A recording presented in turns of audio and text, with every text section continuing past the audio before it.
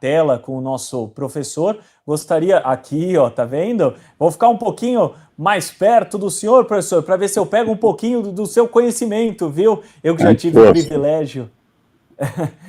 Pode falar, professor. Não, para mim o privilégio é conversar com meus amigos da Gazeta do Povo. Uma relação tão grande que vem desde o tempo do Francisco. E é uma amizade que eu tenho sempre com a direção e de ser, na verdade, hoje, a imprensa realmente livre, aquela imprensa imparcial que apresenta os fatos como eles devem ser e afasta as narrativas. É assim que eu vejo a Gazeta do Povo sempre. Bom, primeiro me enche de alegria vê-lo bem, com saúde, professor. Já tive o privilégio de fazer trocentos eventos com o professor, entrevistá-lo na época, meus anos em que fiquei na TV Cultura, depois em outros veículos. Agora uma alegria reencontrá-lo aqui na Gazeta do Povo. Professor, queria ouvi-lo sobre o seguinte: essa questão, como o senhor vê essa questão da anistia aos presos do 8 de janeiro? Nós tivemos um ministro da Suprema Corte falando em impunidade, né? Eles estão sendo acusados de organização criminosa armada, de golpe de Estado. Como que o senhor vê a situação jurídica desse pessoal, professor? Veja o seguinte, eu pessoalmente acho muito difícil falar num golpe de Estado. Tão logo o presidente Lula ganhou a eleição, o presidente Bolsonaro abriu todos os ministérios para que todos os ministros indicados pelo presidente Lula tivessem conhecimento de como funcionava. Mas o que mais me impressiona é o seguinte: eu sou professor da escola, fui professor da escola de Comando de Estado-Maior do Exército de 1990 a 2022. Quando o presidente Lula escolheu os seus comandantes da Marinha, da Aeronáutica e do Exército, ele pediu ao presidente Lula, o presidente Lula pediu ao presidente Bolsonaro que ele, presidente Bolsonaro, ainda na sua presidência, fizesse a indicação dos 3 militares. Ora, quem quer dar golpe não vai indicar, ainda no seu governo, os indicados pelo presidente Lula, que a partir de 1º de janeiro seriam os comandantes das Forças Armadas. Então, me parece, enfim. Por outro lado, a delação premiada, eu via o voto de um querido amigo, que tem uma profunda admiração, livros escritos por ele, amizade que vem desde a década de 80, que é o ministro Gilmar Mendes, quando ele denunciava a Lava Jato, ele chamava que as denúncias, as delações premiadas, eram coisa de pervertido, porque se forçava o cidadão a dizer o que o julgador queria. Ora, tudo o que envolve essa delação premiada está naquele celular do Coronel Cid, que não foi por inteiro colocado no processo. É algo que os advogados de defesa eu quero conhecer toda, até porque ele mudou algumas vezes a sua delação segundo a imprensa. Então, eu vejo com muita dificuldade. O 8 de janeiro, então, quem é que dá golpe de Estado com estilingue? Em que lugar do mundo? Eu sou historiador também, pertenço à Academia Paulista de História, tenho livros de história publicados, e a minha segunda tese acadêmica para a USP foi sobre o impacto das despesas militares nos orçamentos públicos, estudando a evolução dos militares desde Priscas Eras, desde as primeiras batalhas de Kadesh, entre Ramsés II e Muwatalli, entre os hititas e nunca houve na história do mundo um golpe de Estado sem militares. Todos os golpes de Estado têm tanques, têm fuzis, têm aviões, enfim, tem soldados na rua. Não havia um soldado. Eram pessoas sem passado político. Então eu vejo a anistia como uma forma de pacificação do país.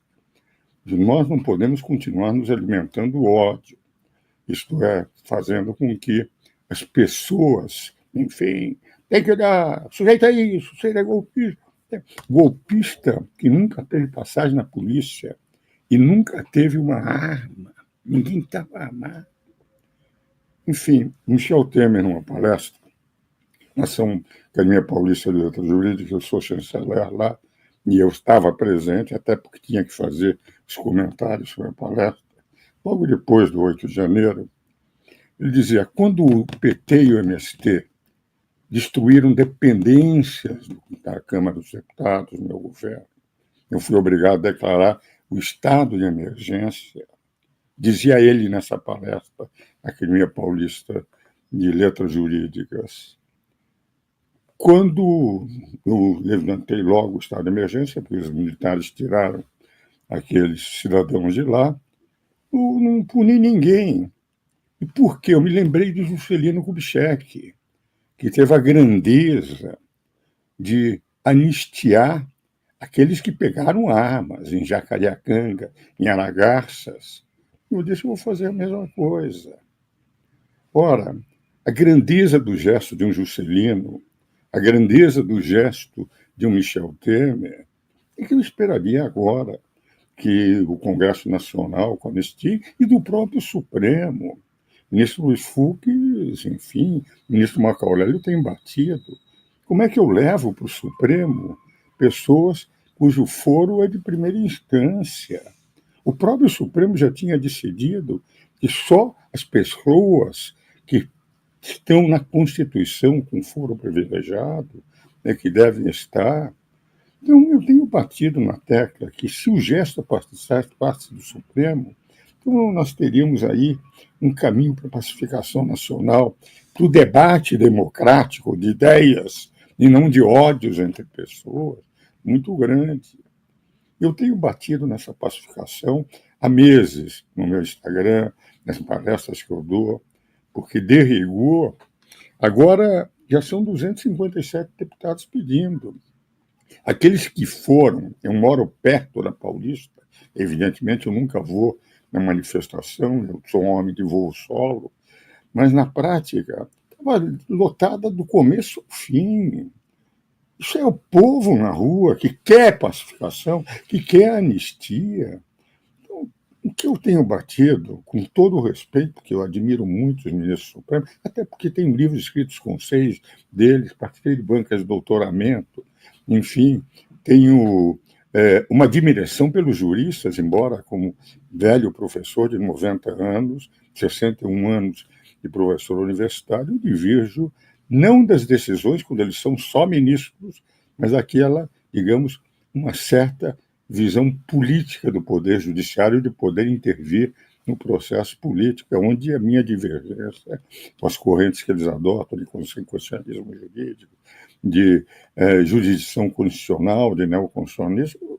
Passei 20 meses para comentar a Constituição com Celso Bastos em 15 volumes, 10 mil páginas, lá com os constituintes participando e convidado para audiências públicas, em contato direto com Bernardo Cabral, que eu tenho até hoje, e nós comungamos das mesmas ideias. Eu sou do Conselho de Notáveis, por ele presidido, na Confederação Nacional do Comércio. Meu grande sonho de um homem de 90 anos, não tem muito mais a fazer na vida do que continuar defendendo a cidadania, é ver o país pacificado, discutindo ideias e não atacando pessoas, não se alimentando de ódios. E isso, agora, com 257 deputados pedindo, impressão que anistia não é um problema de impunidade, porque prender pessoas que não têm um passado político, e temos corruptores e corruptos que realmente confessaram que eram corruptos, que deram prejuízos de bilhões soltos e frequentando o Palácio do Planalto, os congressos, etc. Enfim, criminosos, enfim, assassinos que têm penas menores do que 17, 14 anos. Eu tenho a impressão que, se nós não partirmos para uma pacificação nacional, a partir da anistia, que para mim seria o grande gesto que os 3 poderes poderiam dar para que o Brasil, nesse momento de turbulência mundial, tivesse tranquilidade, estabilidade, para aproveitar as oportunidades que ocorrerão dessa turbulência entre as grandes nações, nós vamos continuar com essa alimentação de ódios. Sendo que a maioria, hoje eu estou convencido, o presidente Lula não leva nada, pessoas à rua mais, enquanto que nós vemos cada manifestação daqueles que dizem que é da direita, eu acho que grande parte que estão lá são conservadores, não são radicais de direita, estão querendo exatamente isso que eu desejo como um conservador, que sempre fui, um liberal, que sempre fui e continuo sendo, mas respeitando as pessoas, não ataco nunca as pessoas. Nunca um ministro viu um ataque meu a qualquer um deles. Sempre os elogios. Agora, como cidadão, tenho o direito de divergir. Um velho professor universitário tem o direito de interpretar a Constituição, como eu vi durante 20 meses, participando para fazer os comentários da Constituição, como eu participei de audiências públicas, como eu tive contatos. Ulisses Guimarães, presidente da Constituinte, assistiu palestras minhas sobre parlamentarismo. Então, eu vou continuar batendo. Enquanto Deus ainda me der um pouco de sopro de existência, e continuarei falando. Mas só há um caminho para a pacificação nacional, é a anistia. Bom, nós estamos recebendo uma chuva de comentários aqui. A Marceli Carvalho, que homem incrível, doutor Ives Gandra. Mais um aqui, ó, Ives Gandra é mestre, é um gênio brasileiro. Parabéns pelo programa. Doutor Ives Gandra, uma enciclopédia viva do nosso direito. Uma série aqui de comentários. Quero ouvir, Jorge Serrão parece ter uma pergunta também, professor. Com certeza, querido amigo e grande mestre Ives Gandra. Vamos aí para o caminho da pacificação. A anistia é exatamente para isso. O que precisa ser feito para que esse projeto de anistia tenha toda a sua constitucionalidade garantida e, depois de aprovado, não seja eventualmente derrubado pelo Supremo Tribunal Federal? Eu acho que o Supremo não tem como derrubar uma emenda constitucional. Só uma possibilidade do Supremo derrubar a emenda constitucional. É o artigo 40, parágrafo 4º, 60, parágrafo 4º da Constituição, que são as chamadas cláusulas pétreas. Eu não posso modificar a federação, os direitos e garantias individuais, o voto secreto. Quer dizer, são 4 hipóteses que lá estão garantidos pela Constituição. Não posso apresentar. Sobre tudo o resto, eu posso apresentar emendas constitucionais. As PECs podem ser. Não há como o Supremo criar uma outra hipótese não existente na Constituição. Outro dia, até eu, conversando com o Bernardo Cabral, eu sou do conselho dele, no Conselho dos Notáveis, ele brincava, Ives, eu esqueci de pôr um inciso 5º do parágrafo 4º do artigo 40, que a nossa amizade, a nossa interpretação da Constituição é inabalável e sempre a mesma. Que sempre pensamos, eu e o relator da Constituinte, da mesma forma. Então, o que me parece que, não estando na hipótese das cláusulas pétreas, do parágrafo 4º do artigo 60, o Supremo não pode fazer mais nada, a não ser que o Supremo resolva ser também um poder constituinte.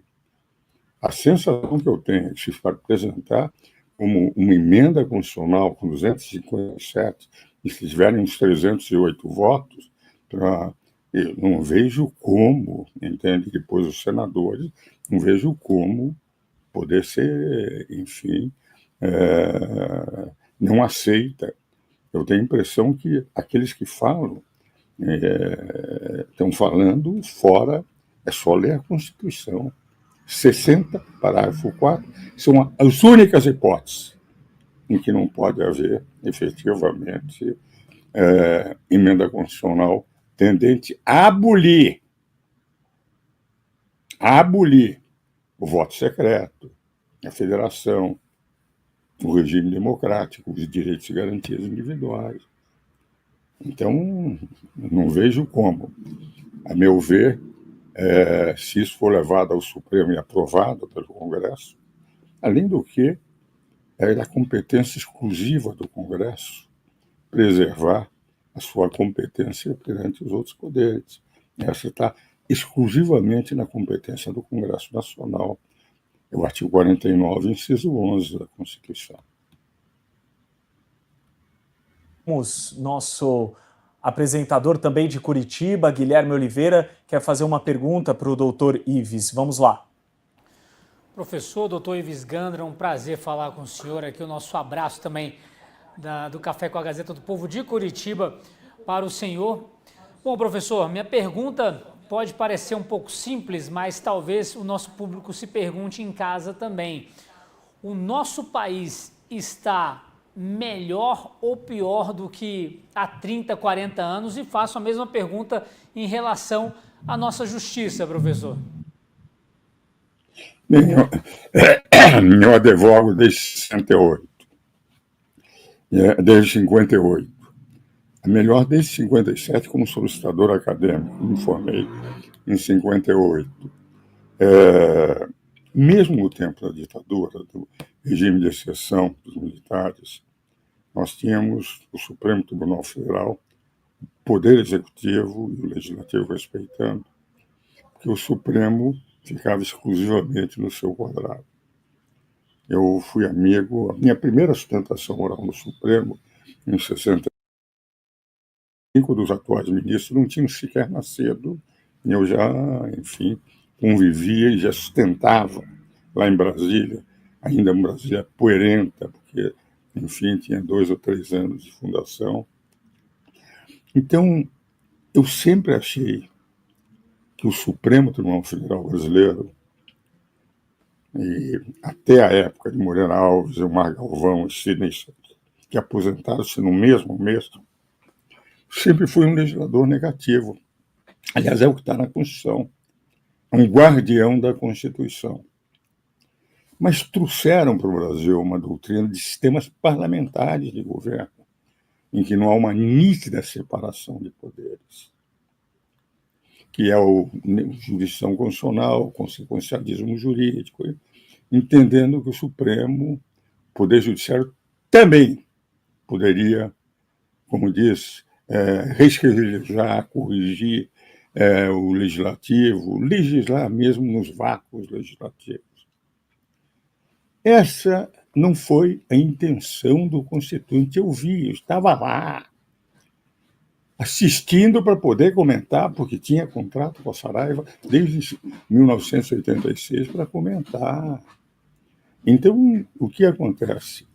Naquela época, o Supremo era exclusivamente um legislador negativo, guardião da Constituição. O Moreira Alves, com quem eu tenho 32 livros escritos, Moreira Alves dizia o seguinte, todos diziam na época do Moreira Alves, o Supremo é o guardião da Constituição, não o legislador, o guardião. E Moreira Alves era o guardião do Supremo, que não deixava o Supremo adotar teoria.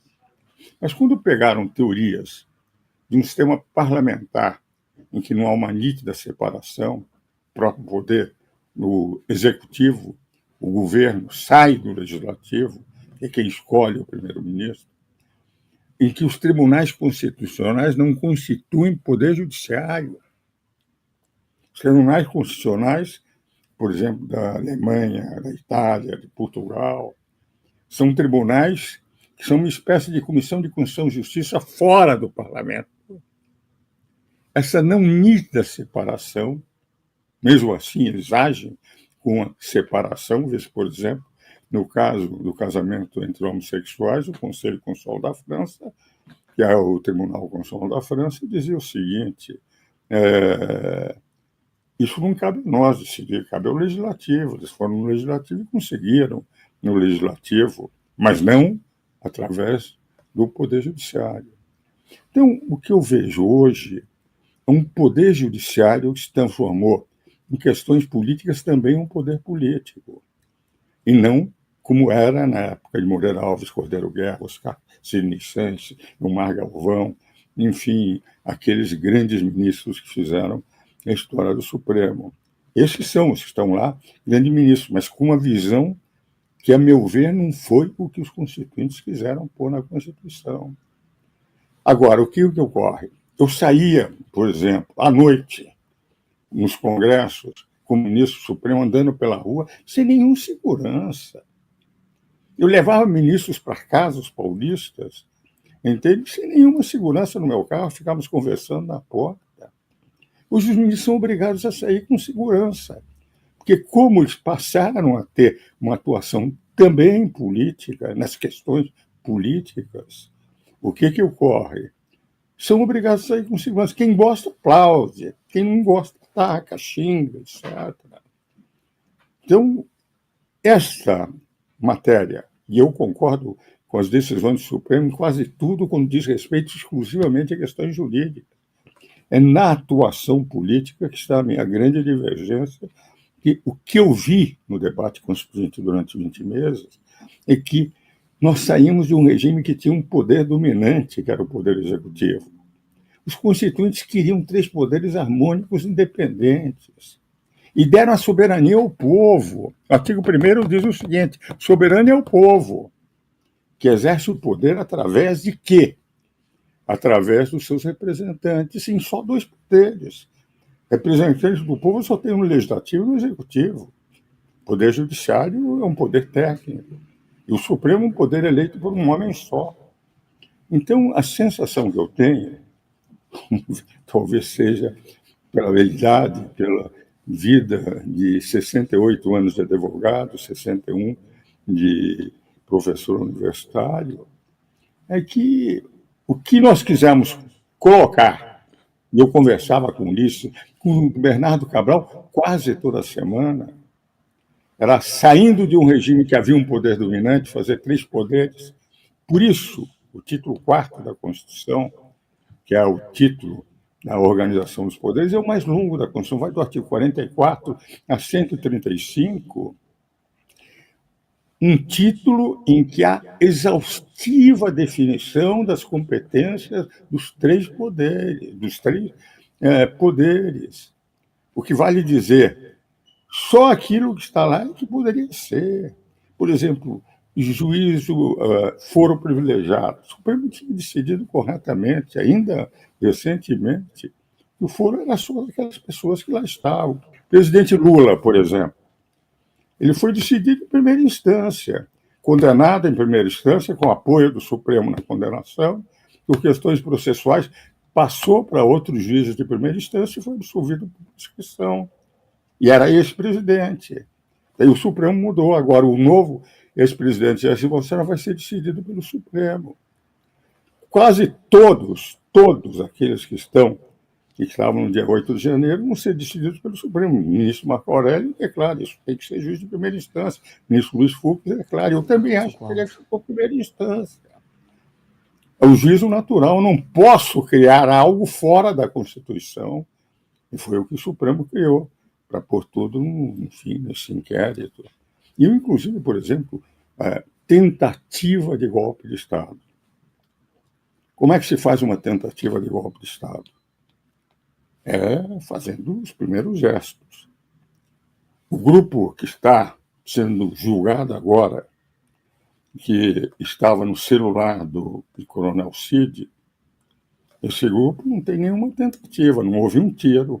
Eu não vi, durante todo esse processo, eu disse durante todo o ano de 2022 que não havia um menor risco, como esse professor da Escola de Comando do Estado-Maior do Exército, conhecia os coronéis para quem eu dava aula sobre direito constitucional e queriam ser generais, o menor risco de golpe de Estado no Brasil, porque eles nunca saíam à rua. Eu pergunto aos senhores, que comandante saiu com soldados à rua durante todo esse período? No próprio 8 de janeiro? Ninguém. Quando o presidente Lula ganhou a eleição, encheram os quartéis de pessoas em frente pedindo. Não houve um comandante que pusesse tropas na rua para apoiá-los. Respeitavam a opinião. Num país democrático, temos que respeitar a opinião das pessoas. Mas não houve um militar, um comandante, um soldado armado. Não houve tentativa nenhuma. E no Código Penal, a tentativa tem que haver gestos, e não é um grupo com estilingues que pode dar um golpe de Estado. As armas que eles tinham eram estilingues, e um batom que, como diziam, é inflamável.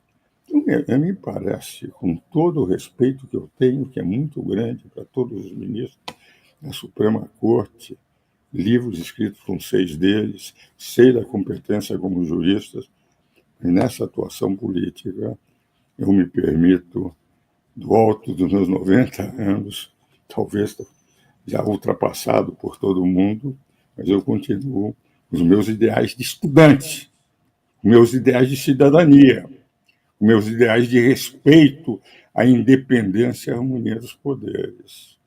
E com todo o respeito que tenho, que é muito grande aos ministros Troiano, me permito divergir. Professor, infelizmente eu estou com o tempo estourado, mas reitero, me enche de alegria vê-lo com saúde, bem, saudável. Se deixar, o senhor está toda semana aqui com a gente na Gazeta do Povo. Eu não sou flamenguista como meu amigo Jorge Serrão e como meu amigo Guilherme Oliveira, mas tem uma frase dos flamenguistas. Mas tem uma frase dos flamenguistas que cabe ao senhor, professor. É o seguinte, o professor é sempre muito modesto, sei que ele não vai concordar, mas faço questão de falá-la, que é o seguinte: o Zico não tem uma Copa do Mundo. O flamenguista diz o seguinte: azar do Zico. Nós nunca tivemos professor doutor Ives Gandra Martins no STF. Azar do STF. Professor, obrigado, fica com Deus e nos vemos, hein? Muito obrigado, um grande abraço a todos, ao Jorge, a você e a todos que estiveram assistindo esse programa. Um abraço, valeu, professor.